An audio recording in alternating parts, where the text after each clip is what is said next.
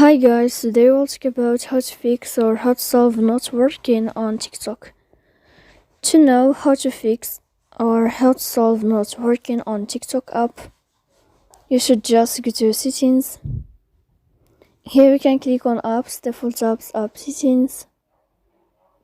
Then this list will enter to the window or to the app of TikTok and you can click. Here in this page of app info you can click on first stop and you can click OK. Then you will enter to storage.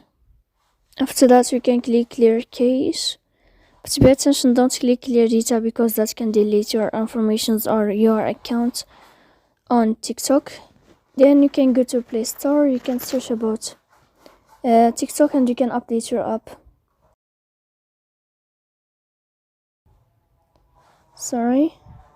You can go here if you'll find updating this blue sign.